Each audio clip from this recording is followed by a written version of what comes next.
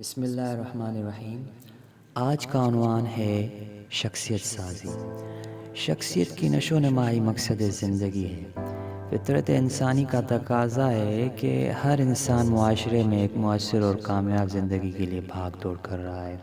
انسان کی یہ خواہش ہوتی ہے کہ معاشرہ اسے عزت و احترام سے دیکھے اور اس کی بات اور رائے لوگوں کے لیے قول فیصل کا درجہ رکھے، وہ لوگوں کی توجہ کا مرکز بنا رہے۔ اسی لیے آج کے اس جدید دور میں انسان ترقی کی دوڑ میں بھاگتا ہوا اپنی شخصیت کے ہر پہلو کو بہتر بنانے کی بھی فکر میں مبتلا ہے۔ اگر یہ کہا جائے کہ انسانی زندگی کا مقصد حقیقی شخصیت کی تعمیر و استحکام ہے تو بے جا نہ ہوگا۔ آغاز دنیا سے آج تک انسان نے کروڑوں برس کی مسافت اور مسلسل جدوجہد کر کے اس موجودہ دور تک پہنچا ہے، اور ابھی بھی یہ سفر جاری و ساری ہے۔ انسان اپنی زندگی کے ان 70-75 سالوں میں کی گئی محنت کے نتائج پر اپنی کامیابی اور ناکامی کا عطا کیے بیٹھا ہے۔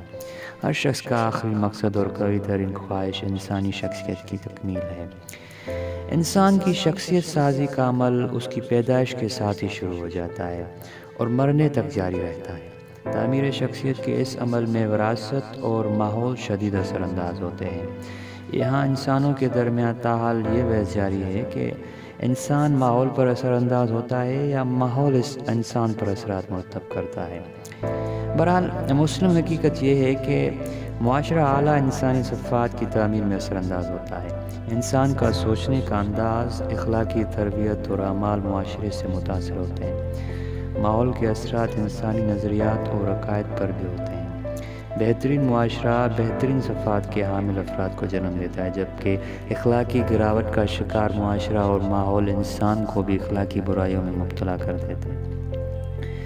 اس بات کو سمجھنے کے لیے آپ دو مختلف گھرانوں کا موازنہ کریں کہ جس گھر میں کتابوں کا مطالعہ کرنے، سچ بولنے اور مذہبی فرائض سر انجام دینے کا نہ صرف درس دیا جاتا ہے بلکہ اس پر عمل بھی کیا جاتا ہے، تو وہاں پرورش پانے والے بچے میں بھی یہ تمام عادات اور خصائص پیدا ہو جاتے ہیں۔ جبکہ وہ گھر جہاں جھوٹ کی کثرت اور سگریٹ نوشی کی عادت والدین میں پائی جائیں، وہاں پرورش پانے والا بچہ عدم احترام، غلط بیانی اور دھوکہ دہی جیسی اخلاقی برائیوں کا شکار ہوتا ہے۔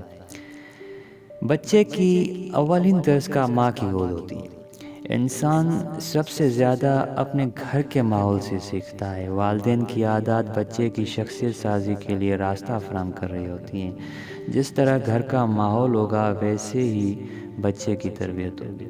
کامیاب اور بااخلاق گھرانہ بااخلاق اور کامیاب بچے کو جنم دیتا ہے، جبکہ ناکام افراد کی صحبت، چاہے والدین ہوں یا استاد اور دوست احباب، یہ سب ناکام افراد کو جنم دیتے ہیں۔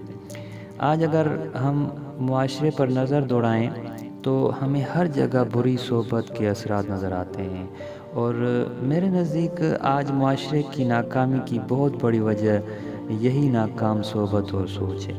یہاں سوال یہ پیدا ہوتا ہے کہ آخر ایک انسان ناکامی سے اگر کامیابی تک آنا چاہے تو اسے کن اصولوں پر چل کر کامیابی اور ترقی تک آنا ہوگا؟ ماہرین نفسیات اس سوال کے جواب میں کچھ اصول و ضوابط کو بیان کرتے ہیں جن کا تعلق در حقیقت کتاب و سنت سے ہی ماخوذ ہے۔ ان اصول و ضوابط کو اپنا کر ہر مذہب و نسل کا فرد تعمیر شخصیت کر کے کامیابی حاصل کر سکتا ہے۔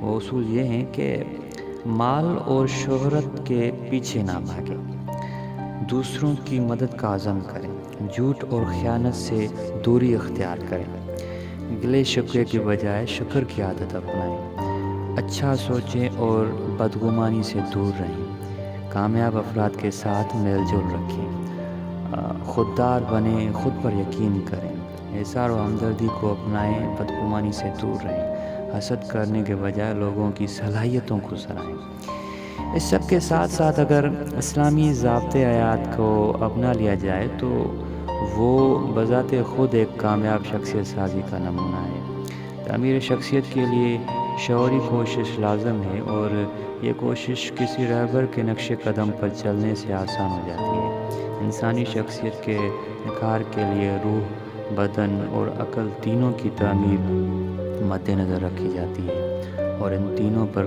کام کر کے ہی انسان کی کامیاب شخصیت تشکیل پاتی ہے۔ وہ چند اعمال جو انسان اور خصوصی طور پر مسلمانوں کے لیے شخصیت سازی کے عمل میں مددگار ثابت ہوتے ہیں، وہ یہ ہیں کہ اللہ تعالیٰ سے مضبوط تعلق، اسوہ حسنہ کی پیروی، خود احتسابی، مثبت سوچ اور عمل میں باقاعدگی، دوسروں کے ساتھ مل جل کر کام کرنے کی عادت۔ ان تمام اصول اور عادات کو اپنا کر ہی ایک انسان تعمیر سے تکمیل شخصیت تک کامیابی سے سفر طے کر سکتا ہے، اور اس سے ہی ایک کامیاب فرد اور معاشرہ وجود میں آتا ہے۔